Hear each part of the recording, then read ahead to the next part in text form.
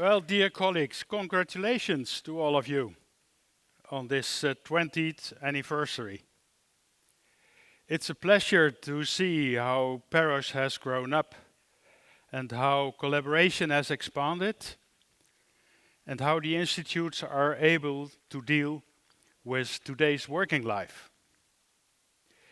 One of the issues of today is, of course, new technology and new forms of work organization. And that's why I'd like to go back for a while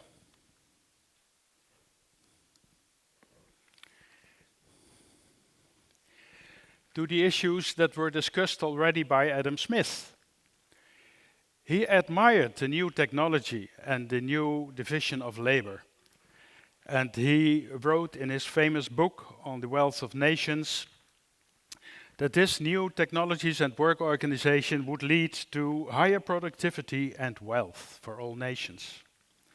But, he says, only on page 603, he says, at the expense of intellectual, social, and martial virtues.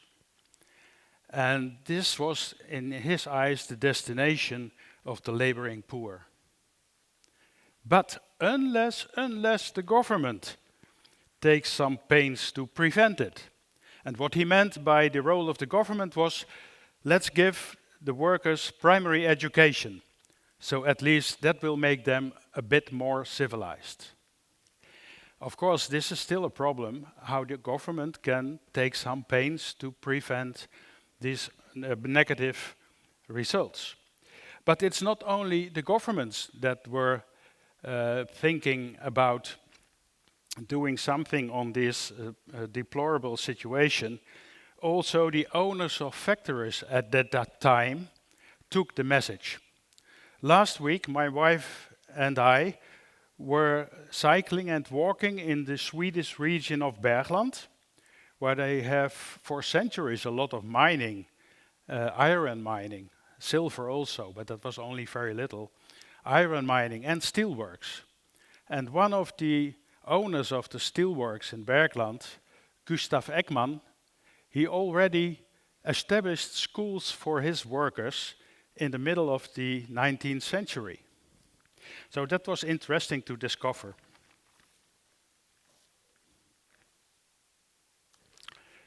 But today, we think that all the hard work is over. The robots can do it, but this is the same factory in the Netherlands. At the end of the assembly line, there's 1.5 kilometers of tasks with only 61 seconds. And it's not only in the automobile sector, it's also in agriculture and horticulture. A lot of mechanization, but repetitive work remains. Same in the meat industry. All of us know about it, but who's taking care? Most of them are migrant workers, living in very bad circumstances. But most societies take it for granted that this is the situation that could not be changed. However, in our OS communities, we know that there is organizational choice. And I give you one example from bicycle factories in the Netherlands. This is the most famous factory. They have a complete new assembly line, but with tasks of only 90 seconds. And the department of the preparation for the work is still trying to get it down to 88 or 87 seconds. I compared it to the situation of 100 years ago, right under that picture. And of course, the exposure to chemical substances has become much less than 100 years ago. So that's an improvement. But if you ask me whether the task has been improved in those 100 years, I don't think so. I even believe that 100 years ago, the task content was better than today. Then coming back to That's, of course, I was talking about organizational choice. So the Gazelle factory, 90 seconds. The Koga factory, very near the other one, there the operator assembles a whole bicycle. So this is real organizational choice, because both companies can have the same technology, the same knowledge about work organization, but they make different choices. And that's important, that we should promote as PEROSH institutes. Coming back to the history. When PEROSH was established, there was already an international group of directors called the Sheffield Group. It was called the Sheffield Group because it was an initiative by the Health and Safety Laboratory of HSE in the UK. And they also provided the chairperson for the Sheffield Group. It was established, the Sheffield Group was meeting first at the end of the 80s. And it was a worldwide group. Also NIOS from the United States was participating. The Institute of Occupational Health and Diseases from the Russian Federation was participating. We had Australia, we had Canada, and later Israel joined, so many of them. And there were regular meetings just to inform each other about what's going on. But in 2002, there grew the idea that the European institutes should collaborate more intensively. And this was the idea of Ib Andersen, the director at the time of the Danish Institute. Unfortunately, he could not come, but he was the one who put the idea of PEROSH on the agenda in 2002. We discussed it in Copenhagen. Then we said we will ask our governments and our governors what they think. Our governors were not always governments, our governors. Then we met again in January 2003 in the Netherlands, and all of us had positive responses from our governors. So we decided to develop a formal agreement. And that formal agreement was signed in November 2003 in Rome. So now there are 3 countries who say that they invented PEROSH: Denmark, the Netherlands, and Italy. But as you know, all successes have many fathers or mothers, whatever you like. Then we started with 3 scientific pillars. You already have read these 3. And I assume that you have recognized the similarities with the 3 pillars of this conference. In 2005, an important new pillar was added about nanotechnology. And I remember very well that it was coordinated by the Finnish Institute. And at that time, it was very new issue.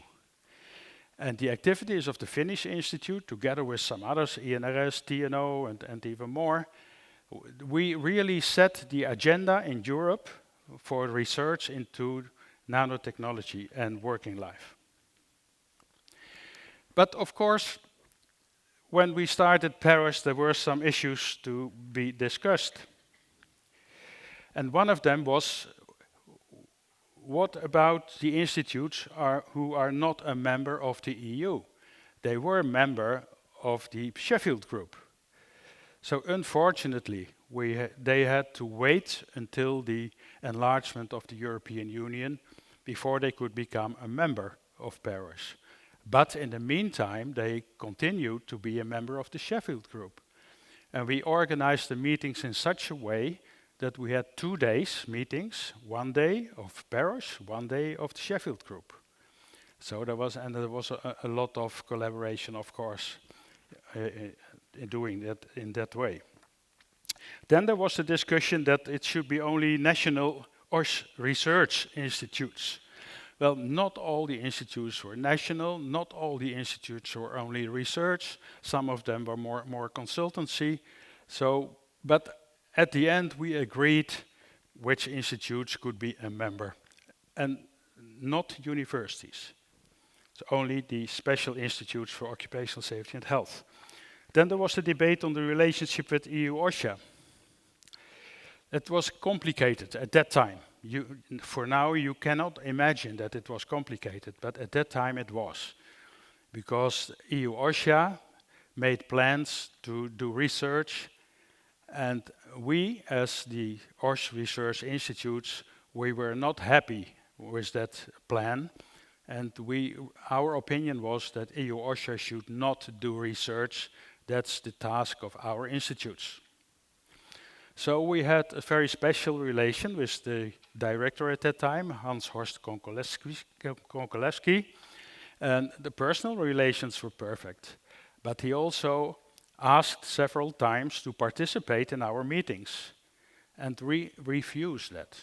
You can't imagine that now, but we did it at that time.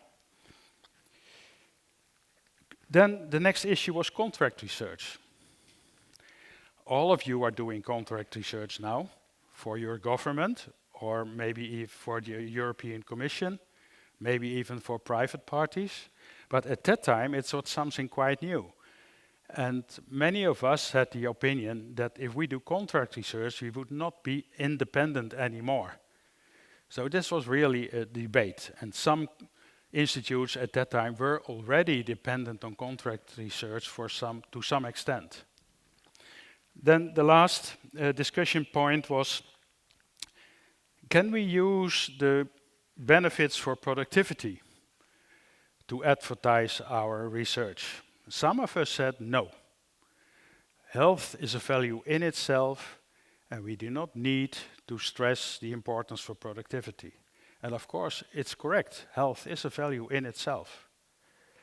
But gradually, this changed, and if you look now at the European policy and even at the PEROSH website, it's all about productive and healthy work, and also in the concept of decent work of ILO.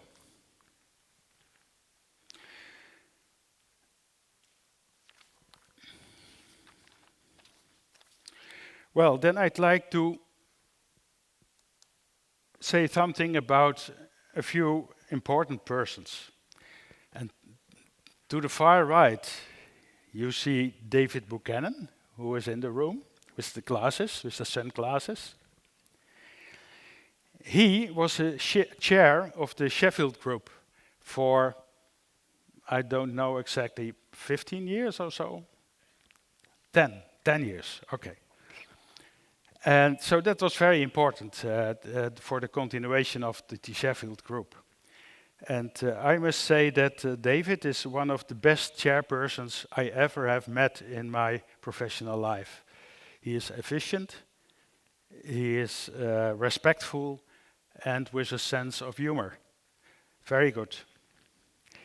Then we go to the left, to Nikolai Ismerov. He was not in Paris, of course, but he was in the Sheffield Group. Nikolai Ismerov, he was 40 years the director of the institute in Moscow, 40 years. And he was very important in the of course he was also working at WHO, but he was important for the OSH community. His main achievement in the Russian Federation was that he managed to make a program for the registration of occupational accidents and diseases that did not exist in the Soviet time. And it did not exist for ideological reasons, you can understand. Ismerov managed to develop a program, and he managed to get it accepted by the Duma. And I think it was about 2010 or 11 or so. But unfortunately, it was accepted by the Duma, but it was never implemented by the Putin regime. Ismerov was honored. In spite of that, he was honored by the Russian authorities, because after he passed away in 2016, the institute was named after him. And as far as I know, it's the only institute that is named after one of its directors. So it's now the Ismerov Institute of Occupational Health and Diseases. Then we come to Jorma, also in the room. Jorma, 29 years director in Finland. I would call him Mr. Osh. Who else? His lectures on the global OSH situation were and are famous. And I'm very happy that he is here again. Then the lady, Danuta Korodechka. Fortunately, she's here as well. From all the directors in our circle, we admired her most. Why? Not only because she was the director of CEOP for 31 years, but she started in 1989. And that was a very difficult period for the Institute. The Institute was in very bad condition in all respects. And Danuta succeeded to get enough funding to establish good relationships with different governments in Poland, to improve the scientific standards of the Institute, and to extend the international collaboration of the Institute. And now CEOP is among the best occupational safety and health institutes of the world. So that's why we admired her most.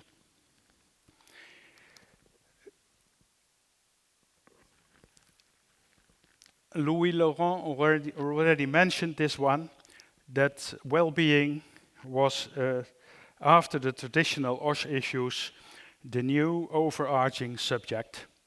We developed it together with the University of Nottingham and with WHO, with ILO, and there were these biannual PEROSH conferences.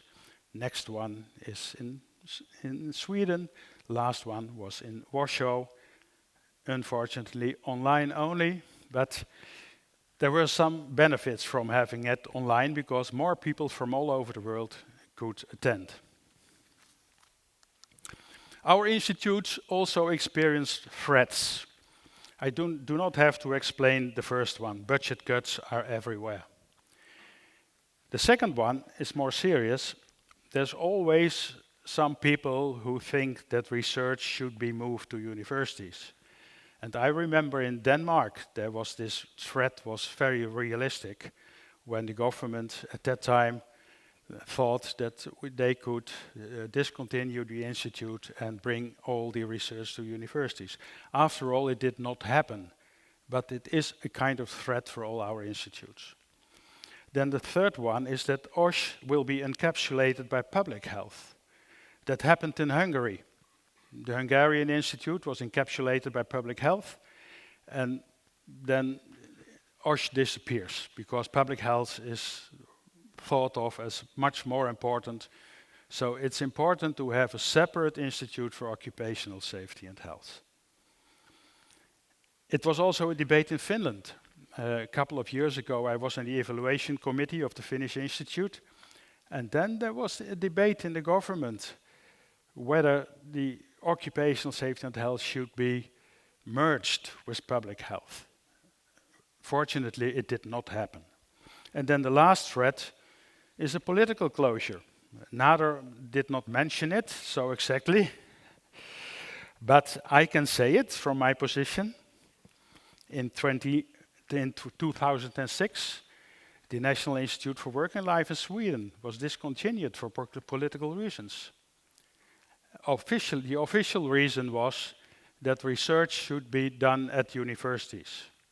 But everybody knew that this first right-wing government in Sweden, that they were not in favor of the institute. And one of the politicians clearly said that the institute was producing ideological messages. And so it had to close. The whole world protested, the whole world. Many of you, maybe I did myself. The whole world protested because the institute was famous worldwide. Didn't help. within half a year, 600 people were dismissed. Some of them went to university, some of them were jobless. So what's the lesson we can learn from that? I discussed it with Swedish colleagues, that we have to maintain good relationships with all parties, and not only with the Social Democrats and the trade unions.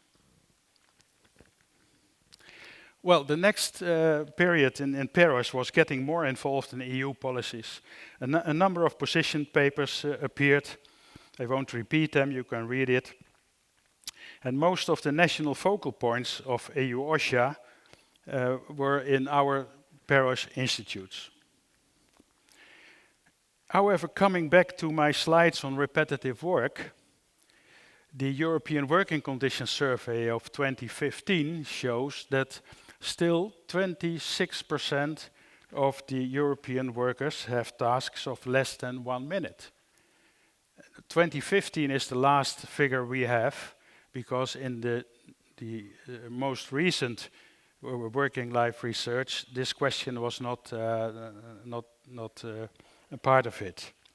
It was during the pandemic. So there is still some work to do. Everybody knows about this kind of work, vision picking, where you have on your classes what you should do. So that's, you can pick more even than when you hear it by the computer in the audio. So it's more effective, more efficient, the productivity is higher, but we call it also intensification. So that's a risk for psychosocial complaints. And then this one, of course, this kind of work is done by people at home most of the time, from their homes, to recognize images, to produce data that can be used for all kinds of artificial intelligence systems or algorithmic management.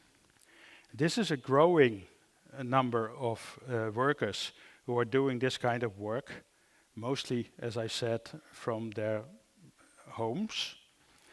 But it's really something that we should address. Sometimes they are called the ghost workers. And they are at the basis of our artificial intelligence systems. But it's very difficult to do something on that kind of repetitive work because legislation leaves room for it. I'm happy to say that the best legislation on this issue is the Swedish one. You can compare the three, but I would say the Swedish one is best. But still, it's difficult to enforce for a labor inspectorate. And I hope that the PEROSH institutes can contribute to develop better alternatives for repetitive work. Also in the Netherlands, my country, it's taken for granted, more or less, that this work exists. And it shouldn't be so, in my opinion. We know from the European Company Survey of Eurofound that the combination of high-quality jobs are better for well-being of the worker as well as for the results of the organization. Of course, all of us know that for decades already, but this European Company Survey proves that once more. And the interesting thing is that it is not a survey among workers, it's a survey among managers.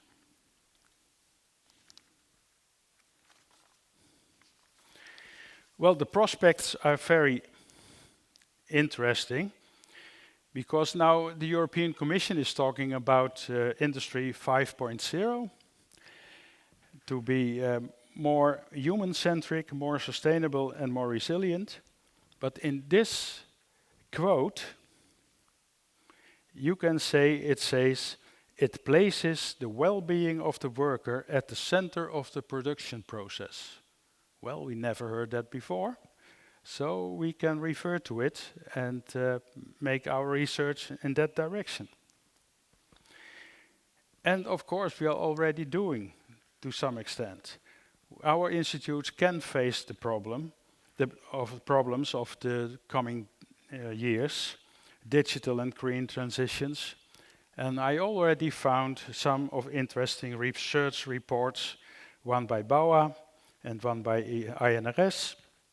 The one of BAWA was published by EU OSHA, but it was written by people from BAWA.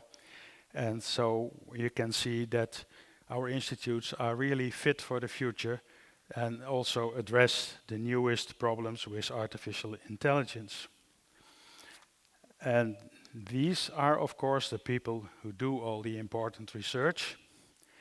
And I wish you lots of success for at least the next 20 years to do so. Thank you.